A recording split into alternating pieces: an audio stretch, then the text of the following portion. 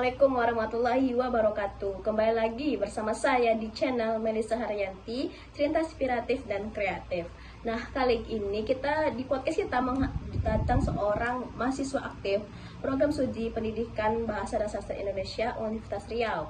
Nah, dia tuh memiliki suatu pengalaman dan cerita inspiratif itu yaitu mengikuti program MBKM atau Merdeka Belajar. Nah, untuk cerita lebih lanjut kita akan bertanya-tanya kepadanya. Baik Kak, dengan kakak siapa?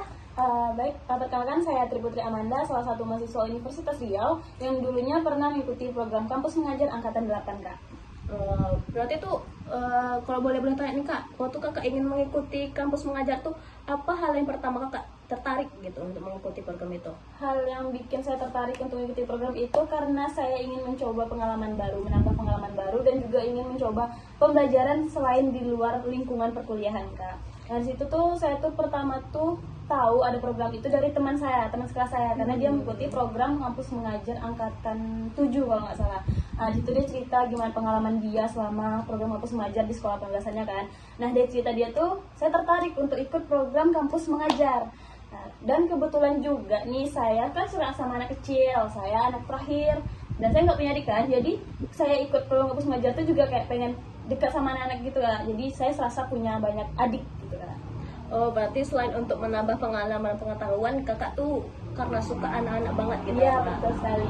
Berarti kemarin waktu aku mengikuti kampus mengajar tuh sekolah penempatannya di SD, SMP atau SMP?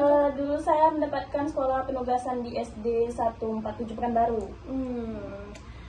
Boleh ceritakan Kak bagaimana tuh proses seleksi atau kok bisa mendapatkan sekolah penempatan itu gitu Kak? Kalau mendapatkan sekolah penempatan itu dibagi dari programnya langsung ya Kak. Programnya langsung yang menentukan sekolah penugasannya. Kalau dari seleksinya mungkin kami pertama seleksi berkas-berkas dulu. Setelah lolos seleksi berkas, lanjutkan dengan sesi ujian-ujian tentang matematika, bahasa Indonesia, IPS dan lain-lainnya.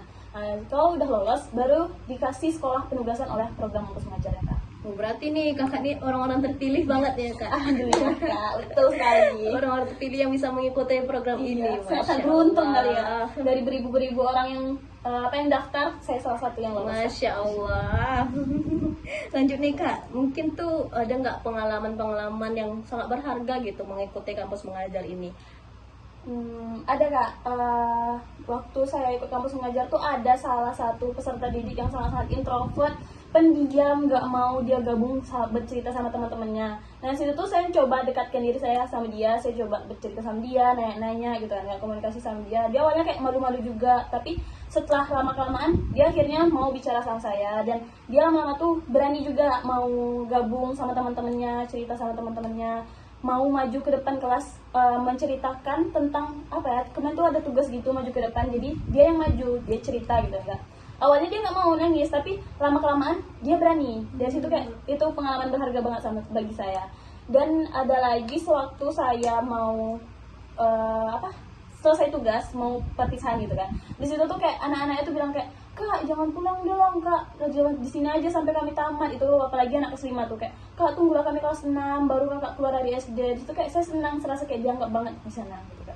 Berarti itu pengalaman yang mungkin bahagia juga terharu gitu ya Kak, Iya, karena banget. tidak bisa selamanya di sekolah penempatan gitu.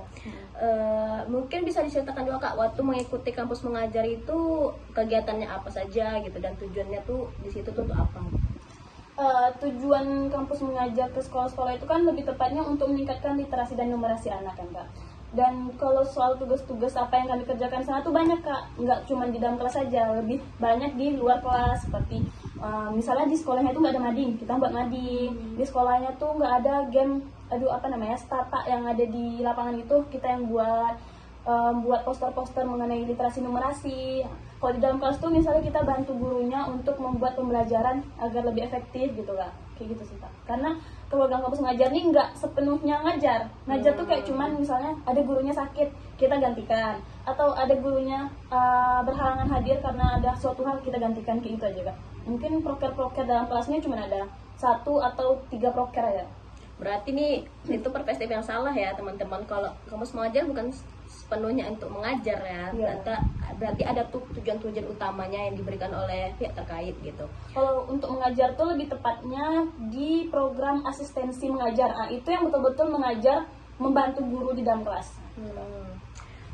Mungkin tuh Kak bisa diceritakan juga gitu gimana tuh selama mengikuti apa tuh kampus mengajar tuh tantangan yang paling terbesar gitu Kak, apalagi kita tahu kalau sekolah penempatannya bukan Kakak yang milih gitu, Ya.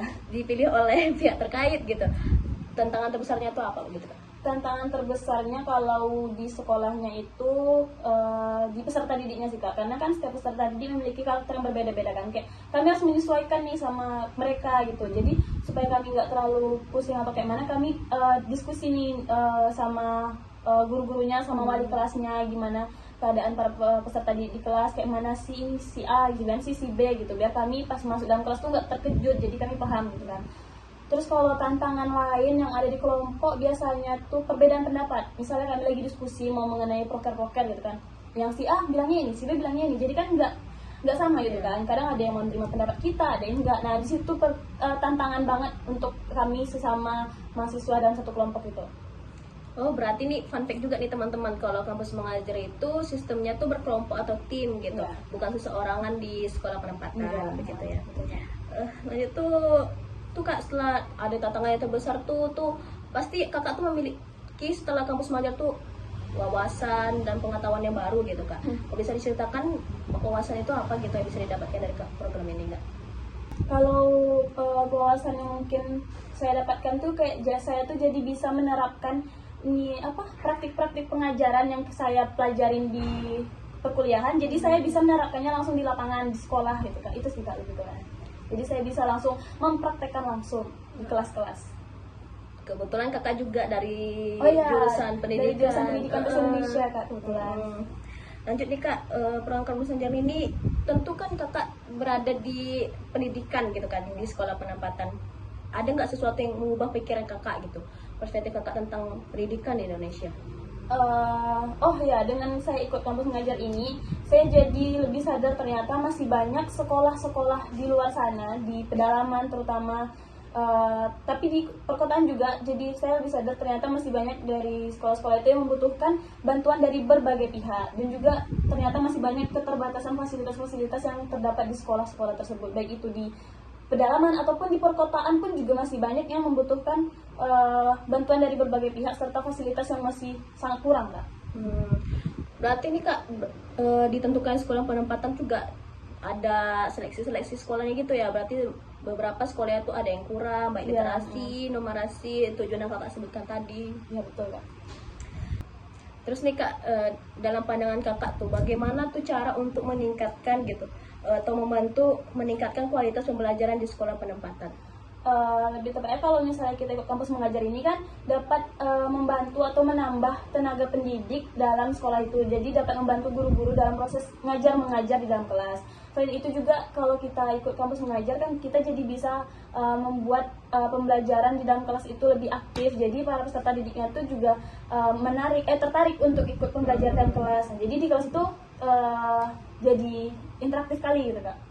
Ini jangan-jangan interaktifnya karena diajar oleh kakak-kakak cantik ini ya? Bisa jadi, karena kesadaran kami mereka kayak langsung semangat gitu, Kak Putri, Kak Caca, kayak gitu Kak. Itu bisa menjadi nilai plus juga ya bagi Iya, sekolah. banget.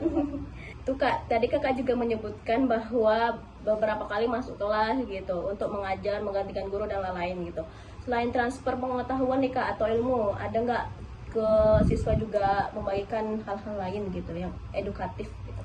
Kalau itu lebih tepatnya adanya nilai-nilai rasa percaya diri, nilai-nilai semangat belajar, nilai-nilai kerjasama antara kami mahasiswa dengan para peserta didik di dalam kelas. Selain itu juga kami mahasiswa kampus mengajar ini bisa menjadi role model atau contoh bagi peserta didik mengenai kedisiplinan dan juga semangatnya untuk mengejar pendidikan. Berarti nih selain transfer ilmu dan pengetahuan juga tuh berarti kita tuh selama sekolah penempatan tuh harus menjaga perilaku juga ya Kak? Iya, Kak, Jangan benar. cemara sembarangan di sekolah begitu ya. Karena kita menjadi contoh untuk peserta didiknya Kak. Lanjut nih Kak, program kampus mengajar ini kan tuh jadi jembatan antara teori yang dipelajari di kampus dengan praktik di lapangan tuh. Ada nggak beberapa tuh Kak yang waktu di kampus tuh dipelajari atau tidak dipelajari di sekolah dipelajari gitu Kak? Lebih tepatnya sih kak, kalau di kampus itu kita cuma belajar aja kan, mau teori-teorinya gimana, ngapain anak yang tantrum, ngapain anak yang ini, ngolah kelas. Kalau di lapangan langsung di sekolah penugasan kita tuh langsung betul-betul praktik gimana nih, misalnya ada anak-anak yang nangis, yang ada masalah, ibu anaknya kayak gini-gini, ibu teman kami gini. Jadi kita tuh langsung berhadapan sama si anak gitu, langsung kita praktikin gitu kak.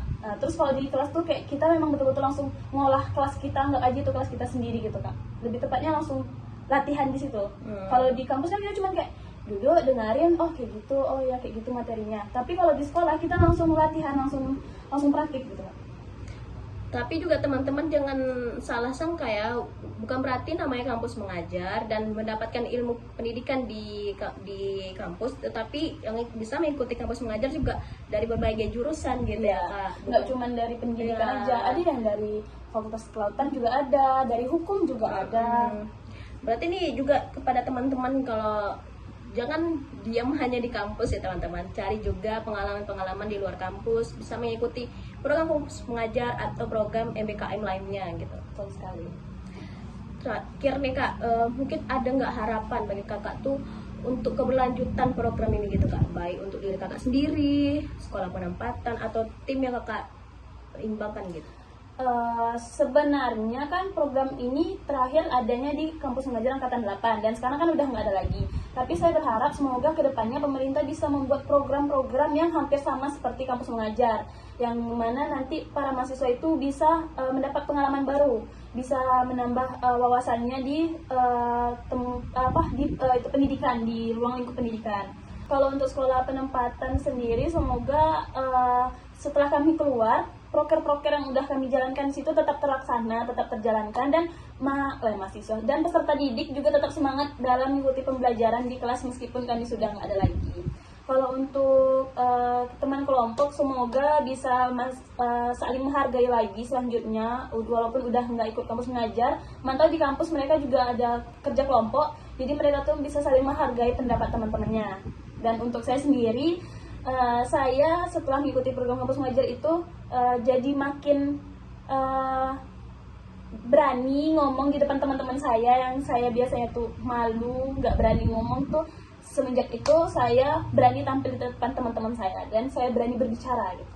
Berarti sebelum mau ikuti kampus mengajar nih kurang percaya diri ya Kak? Kurang banget Kak, serius. Berarti tuh manfaat kampus mengajar ini selain menambah ilmu juga Menambah rasa percaya diri kita sendiri. sifat sosialnya juga tinggi Iya. gitu teman-teman. Lanjut nih Kak, terakhir nih Oke. teman-teman. Iya. Mungkin ada kesempatan teman-teman untuk mengikuti kampus mengajar nih Kak. Bisa nggak berikan masukan kepada pihak terkait gitu Kak yang melaksanakan kampus mengajar, yaitu kementerian atau sekolah penempatan gitu, masukannya gitu Kak?